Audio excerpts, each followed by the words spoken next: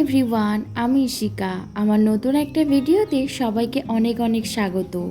আশা করি আপনারা সবাই খুব ভালো আছেন, আর আমরাও এই এক সপ্তাহ বাড়ি এসে খুব ভালো ছিলাম। সব সময়ের মতো ঘুম থেকে উঠে আগে আমি চলে আসি আমাদের বাড়ির ছাদে। আর এই যে কত ফুল ফুটেছে ছাদে, মা পুজো দেবে ওই জন্য আমি ফুলও তুলে নিয়েছি। জানি না আবার কবে ছাদে আসবো। আজ 7ই জুন শনিবার, এখন বাজে ওই সকাল 6:15 মতো। আমি রেডি হয়ে গেছি কারণ আমি এখান থেকে এখন যাব শ্বশুরবাড়িতে।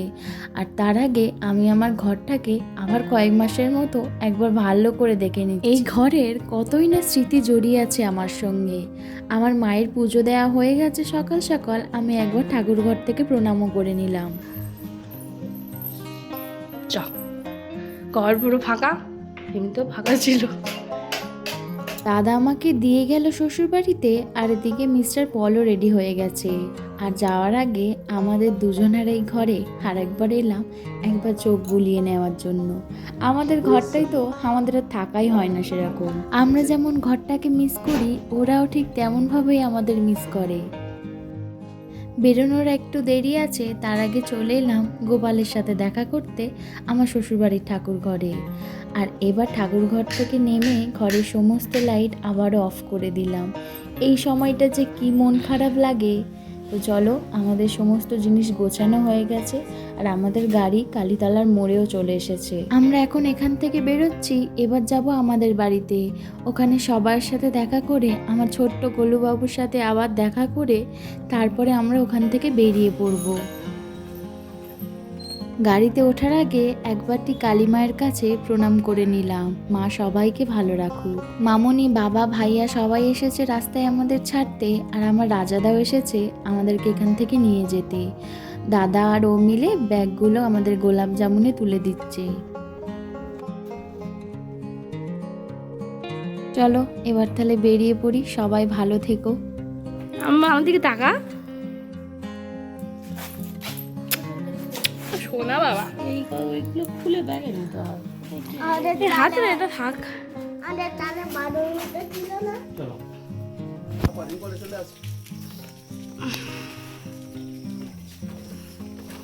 মা কই গেল? ধাক্কা এলো না, এখানে আসবি তো। আমাদের বাড়িটাকে আরেকবার ভালো করে দেখে নিলাম।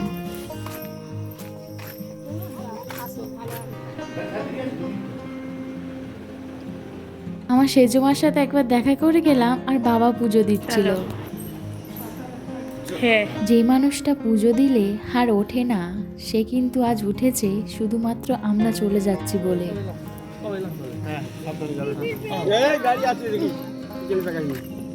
বাবাই, আমার প্রিয় শিব বাবার মন্দির আর বাড়ির সবাইয়ের কাছ থেকে বিদায় নিয়ে, আমার ছোট্ট গোলু বাবুর কাছ থেকে বিদায় নিয়ে আমরা আবার ফিরে চললাম। দাদার সাথে এবারে আমার মাকেও সাথে নিয়েছি আমাদের ছাড়তে যাওয়ার জন্য।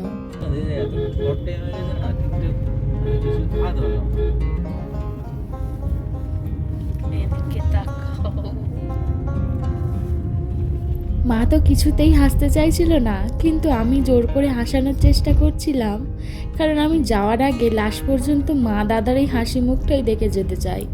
এত মন খারাপ করে কিছু হবে না, আমি তো আবার কদিন পরে আসবো। যাই হোক, মন মানতে না চাইলেও এটা মনকে বোঝাতেই হবে। ইতিমধ্যেই আমরা চলে এসেছি হাওড়া স্টেশনের কাছাকাছি, আর এখন যাচ্ছি হাওড়া ব্রিজের ওপর থেকে।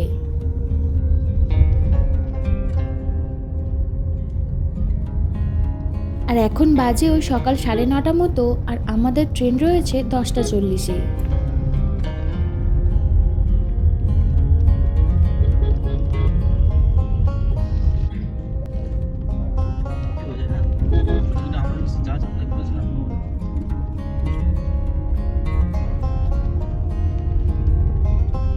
পৌঁছে গেছি আমরা হাওড়া স্টেশনের নতুন কমপ্লেক্সে 21 নম্বর প্ল্যাটফর্মের কাছে, কারণ ওখানেই আমাদের ট্রেন দেবে। যাওয়ার আগে দাদা মায়ের সঙ্গে আমাদের তিনজনের এই স্পেশাল মুহূর্তটা ফ্রেমবন্দি করে রাখলাম। আর এদিকে 21 নম্বর প্ল্যাটফর্মে আমাদের ট্রেনও দিয়ে দিয়েছে।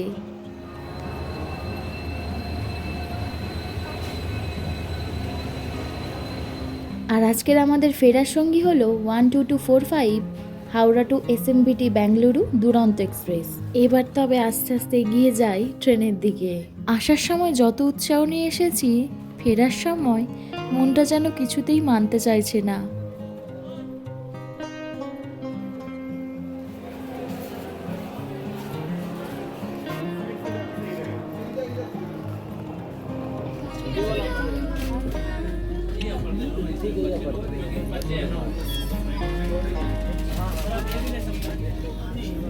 বুকে একরাশ কান্না চেপে দূরে দাঁড়িয়ে রইল আমার মা আর দাদা, আর আমাদের ট্রেন এদিকে ছেড়ে দিল।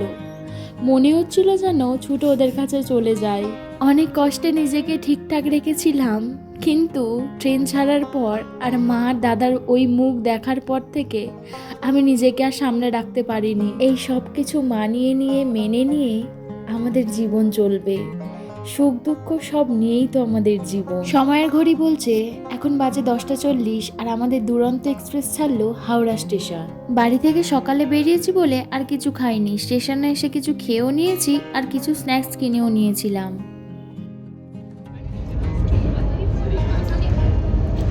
চোখের যা অবস্থা,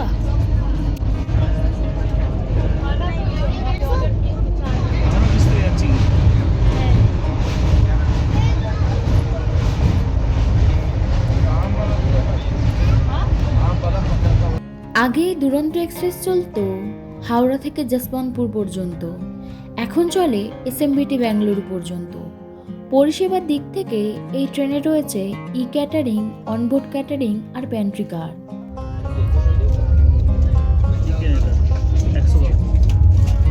চিকেন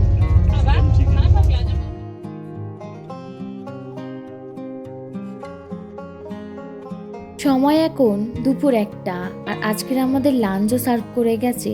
লাঞ্চে কী কী রয়েছে সেগুলোই শেয়ার করব। প্রথমেই ছিল 2টো রুটি, একটাতে রয়েছে ভাত, একটাতে 2টো চিকেন আর একটু ঝোল রয়েছে, আর একটাই ওই গাজর আলু আর মটরশুঁটি ভাজা, আর একটাতে রয়েছে ডাল আর একটা টক দইও দিয়েছে। তো প্রথমে আমি ডাল দিয়ে খেলাম, ডালটা মোটামুটি ভালোই ছিল আর চিকেনটাও মোটামুটি ভালো ছিল। এর থেকে বেশি ভালো খাবার ট্রেনে আশা করা যায় না। আর এখন বাজে 1:27, আমাদের দিয়ে গেল একটা ভ্যানিলা আইসক্রিম। আমাদের তো খাওয়া দাওয়া সব কমপ্লিট, এবারে একটু ভাবছি ঘুমিয়ে নেব। মঙ্গলবার এবং শুক্রবার ছাড়া হাওড়া আর বেঙ্গালুরুর মধ্যে যাতায়াত করে 12245 দুরন্ত এক্সপ্রেস। সকাল 10:40 হাওড়া থেকে ছেড়ে মাত্র 29 ঘন্টায় 1937 কিলোমিটার পথ চলে পরের দিন বিকাল 3:50 এই ট্রেন পৌঁছে যায় এসএমবিটি ব্যাঙ্গালোরে। যাত্রাপথে রয়েছে 5টা হল্ট আর 341টা ইন্টারমিডিয়েট স্টেশন। আগে এই ট্রেন হাওড়ার যশবন্তপুর পর্যন্ত চলাচল করলেও 2022-এর 22শে আগস্টের পর থেকে কিন্তু এসএমবিটি ব্যাঙ্গালোর পর্যন্ত চলাচল করে। যশবন্তপুর জাংশন আর এসএমবিটি বেঙ্গালুরু দুটোই কিন্তু রয়েছে ব্যাঙ্গালোরের মধ্যে, আর এদের সড়ক পথের ডিস্টেন্স হলো 14 কিলোমিটার মতো। ঘুম থেকে উঠে চোখ খোলার পরে যখন দূরে পাহাড়গুলো দেখলাম, তখনই বুঝতে পেরেছি ট্রেন প্রবেশ করেছে পশ্চিমবঙ্গের সীমানা ছাড়িয়ে পার্শ্ববর্তী রাজ্য ওড়িশাতে।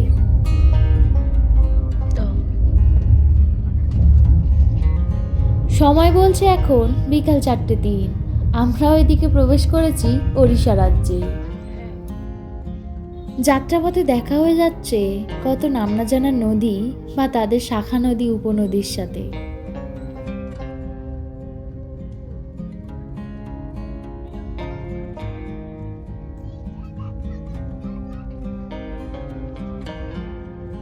আর এখন এই যে নদীটার উপর দিয়ে যাচ্ছি, এই নদীটার নাম আমার ঠিক জানা নেই। এই নদীটায় দেখলাম হাফ রয়েছে জল আর অর্ধেকটা রয়েছে বালি বিস্তীর্ণ। বললাম না কত নদী, একটা নদীর ব্রিজ থেকে যাচ্ছি আবার আর একটা নদীর ব্রিজের উপর দিয়ে। সময় এখন বিকেল 4:09 আর আমাদের ট্রেন ঢুকে গেল ওড়িশা রাজ্যের সুভাষচন্দ্রের জন্মস্থান কাটাক জাংশনে। এখানে কিন্তু আমাদের ট্রেনের কোনো হল্ট নেই, হয়তো সিগন্যাল না পেয়ে এখানে একটু দাঁড়াবে।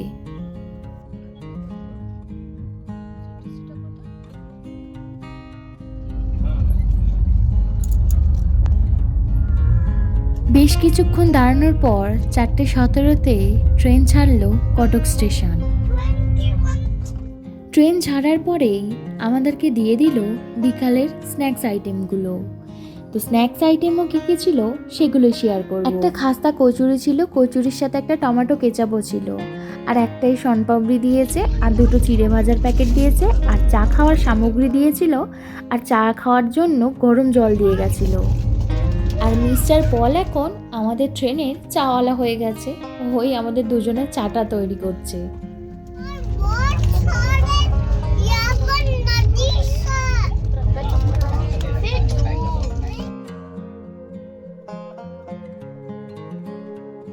দুজন মিলে এবার স্ন্যাক্সের সাথে জমিয়ে চাটা এনজয় করি আর বাইরের প্রাকৃতিক দৃশ্য অনুভব করি।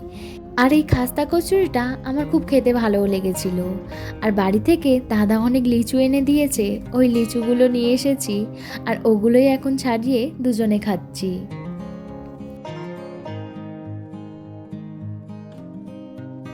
নির্ধারিত সময়ের একটু আগেই আমাদের দুরন্ত এক্সপ্রেস ঢুকে গেল যাত্রাপথে তার প্রথম হল্ট ওড়িশার ভুবনেশ্বর স্টেশনে। সেই সঙ্গে হাওড়া থেকে পথ চলে এসে ভুবনেশ্বর পর্যন্ত 436 কিলোমিটার পথ শেষ করল 12245 দুরন্ত এক্সপ্রেস।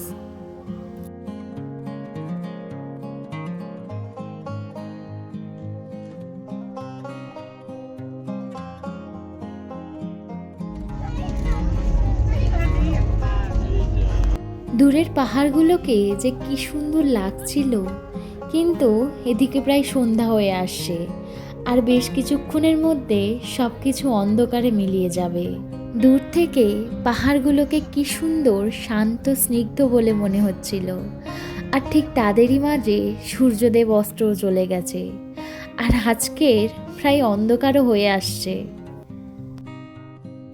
আর আমরা দুজন অনেকক্ষণ ধরে ডিসকাস করছিলাম যে আমাদের সাথে সাথে চলা এই জলাশয়টা আদৌ কি চিল্কা হ্রদ, সেটা আমার ঠিক জানা নেই। আমার তো মনে হচ্ছিল ওটাই চিল্কা হ্রদ, আমি যতদূর ভিডিওতে দেখেছি। এদিকে সন্ধ্যা পুরো নেমে এসেছে, অন্ধকার চারিদিকে সুন্দর পরিবেশটাকে পুরো গ্রাস করে ফেলছে। আর মামনি যেই নারকেল নাড়ুগুলো ফাটিয়েছিল, আমার তো ওটা খেতে খুব ইচ্ছা হলো। নারকেল নাড়ু আমার কাছে সব থেকে প্রিয়। তো যাই হোক, এরপরে আর কোনো ভিডিও ক্লিপ নিতে পারিনি, অন্ধকার চারিদিকে নেমে গেছিল। আর আমাদের রাতের এদিকে খাবারও দিয়ে দিয়েছে। রাতের মেনুতে যে কি আছে এটার এক্সট্রা করে বলার দরকার নেই, কারণ দুপুরবেলা যেটাই ছিল রাতেও সেটাই দিয়েছে। শুধু দেখলাম রুটিটা একটু গরম ছিল আর ডালটা একটু গরম ছিল, আর এই দইটা দেখলাম সকালবেলা যেরকম একটু শক্ত ছিল এখন একটু পাতলা হয়ে গেছে। বাইরের আর কিছু দেখার নেই, আর সারাদিনে অনেক ক্লান্তিও লাগছে। দুজনে এবার ঘুমিয়েও যাব, আর আমাদের ঠিক সেকেন্ড স্টপেজ আসবে অন্ধ্রপ্রদেশের বিজয়নগরম জাংশন, আর সেটা ওই 10টা 15-র দিকে আসবে। এবার আমরা ঘুমিয়ে যাব দুজনে। চলুন কালকে তবে আবার ফিরে আসছি। Good night. সেই যে রাতে ঘুমালাম আর একেবারে ঘুম ভাঙলো অন্ধ্রপ্রদেশের বিজয়ওয়াড়া জাংশনে। হাওড়া থেকে বিজয়ওয়াড়া জাংশন 1215 কিমি পথ চলা শেষ করলো দুরন্ত এক্সপ্রেস। সবাইকে সুপ্রভাত জানিয়ে আজকের দিনটা শুরু করলাম। কালকে সেই যে বিজয়ওয়াড়া গেছে, তারপরে ঘুমিয়ে গেছি, আর আজকের সকালবেলা ব্রেকফাস্ট দিতে এসে ডাকতে তারপর ঘুম ভাঙলো। এখন বাজে সকাল 8:17 মতো, আর আমাদের ব্রেকফাস্টও দিয়ে দিয়েছে। আজকে আমাদের সেকেন্ড ডেতে কমপ্লিমেন্টারি ব্রেকফাস্টে ছিল 2টো করে ব্রাউন ব্রেড, একটা বাটার ছিল, একটা ছোট্ট মতো গোলমরিচের প্যাকেট, আর চিনির প্যাকেটও ছিল, আর ছিল একটা ফুটি টাইপের, আর ছিল আমার পছন্দের ডিমের অমলেট, তার সাথে কিছু বিনস ভাজা, গাজর আর মটরশুঁটি, মানে ভাজা নয়, ওটা সেদ্ধ করা আর কি। আমি তো ভালো করে ব্রেডে বাটার গোলমরিচ সব লাগিয়ে দুজনে স্যান্ডউইচের মতো করে খেয়েছি, আর সকাল সকাল এই ডিমের অমলেটটা গোলমরিচ দিয়ে আমার কাছে জাস্ট অমৃত। আর হ্যাঁ, ব্রেকফাস্টের পরে কিন্তু এই চাটাও দিয়ে গেছিলো, মানে চায়ের সামগ্রী আর গরম জল। আর ও বলল আজকে লাল চা বানাই, দুধটা দেবে না, যাই হোক, আমি তো একদম লাল চা খেতে পারি না, কিন্তু আমার যেহেতু জ্বর জ্বর মতো ছিল তাই জন্য একটু খেয়েছিলাম। আর এখন আমাদের ট্রেন তিরুপতির খুব কাছ থেকেই যাচ্ছে। দুরন্ত এক্সপ্রেস তার যাত্রাপথে কভার করবে 4টে রাজ্য: পশ্চিমবঙ্গ, ওড়িশা, অন্ধ্রপ্রদেশ আর কর্ণাটক।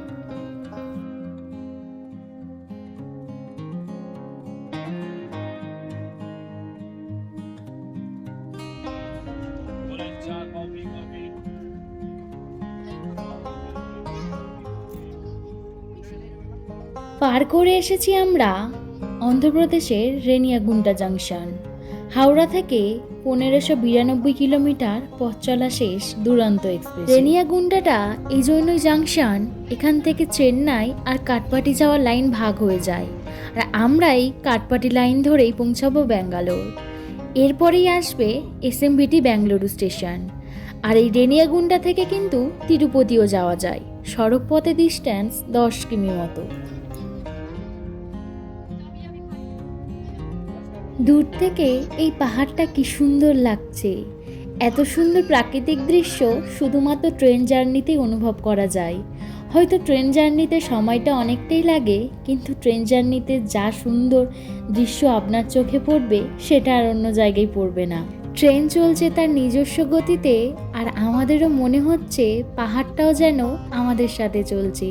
সেই ছোটবেলার কথা মনে পড়ে গেল। আমি যখনই যেতাম তখনই আমার সেজমাকে জিজ্ঞাসা করতাম যে ওই গাছগুলো কি আমাদের সাথে যায়। পরিবেশটা এত সুন্দর লাগছিল, আর বাইরের দৃশ্যটাও যেন মন কেড়ে নিচ্ছিল আমার। দেখে মনে হচ্ছিল পাহাড়টা আমাদের খুব কাছেই আছে, কিন্তু পাহাড়টা বেশ খানিকটা দূরে রয়েছে।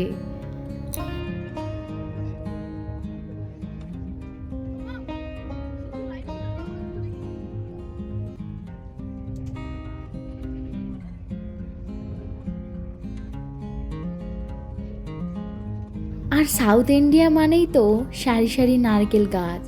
মাঠের পর মাঠ, বিস্তীর্ণ এলাকা জুড়ে তৈরি হয়েছে বড় বড় নারকেল গাছের বাগান।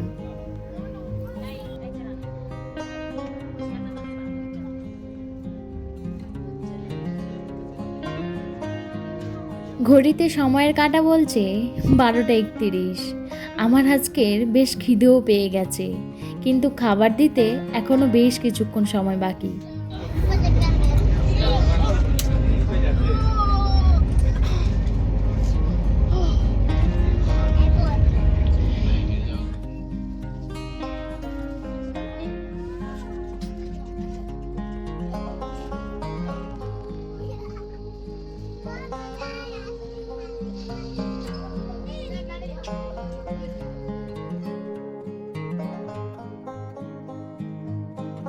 প্রায় অনেকটাই দেরি হয়ে গেছে থেকে মিস্টার পল গেছিল খাবারটা আনতে, তো ও গিয়ে খাবারটা নিয়ে চলে এসেছে। আর এখন দেখে নিই আজকে দুপুরের লাঞ্চের মেনুতে কি রয়েছে। যাই হোক, কালকের যা লাঞ্চের মেনুতে ছিল আজকের সেটাই রয়েছে। হ্যাঁ, কালকে যেই সবজি ভাজাগুলো ছিল, ভাজা নয় সেদ্ধ আর কি, আজকের কিন্তু আলু ভাজা রয়েছে। আর আজকের একটা এক্সট্রা গোলাপ জামুনও রয়েছে। কালকেকার মতো লাঞ্চও সেম ছিল আর খাবারের টেস্টটাও সেম ছিল, কিন্তু এই গোলাপ জামুনটার মতো এত টেস্টি গোলাপ জামুন অনেক দিন খাইনি।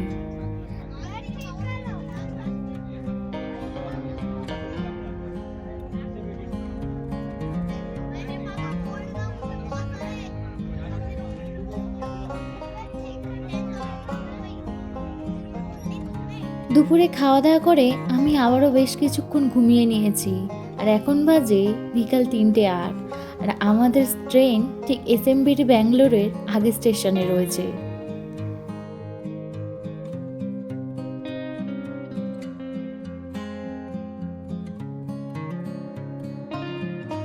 নির্দিষ্ট সময়ে ট্রেন ঢুকে গেল এসএমবিটি ব্যাঙ্গালোর স্টেশনে।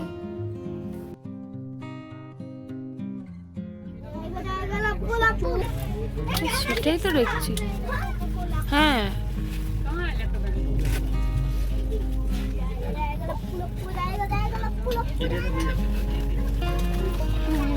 হ্যাঁ আমরা ওইখানে বসেছিলাম সেই দিন।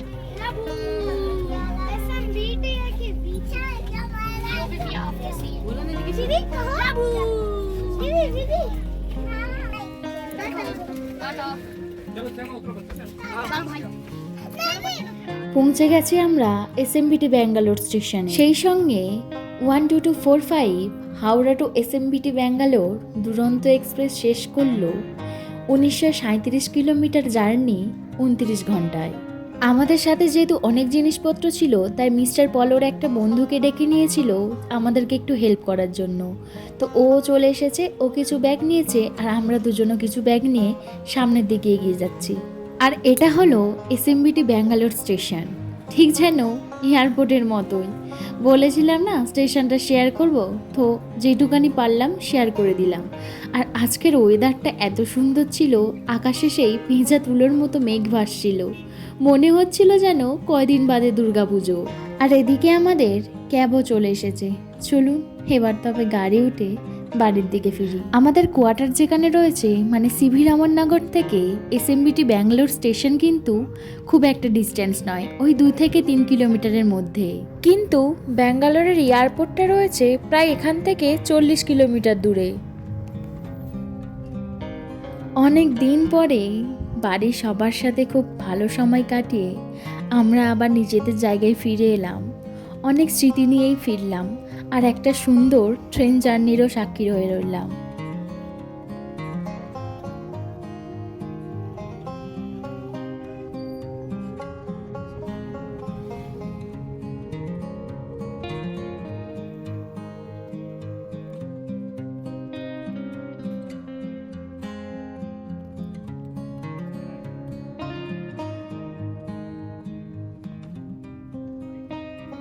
আমরা চলে এসেছি আমাদের কোয়ার্টারের সামনে।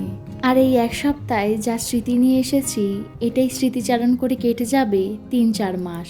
চলুন আমার ভিডিওটা তাহলে এখানেই শেষ করি। কেমন লাগলো অবশ্যই কমেন্ট করে জানাবেন। ভালো লাগলে like, comment, share and subscribe. সবাই ভালো থাকবেন, সুস্থ থাকবেন, সাবধানে থাকবেন। আসি তবে, বাই।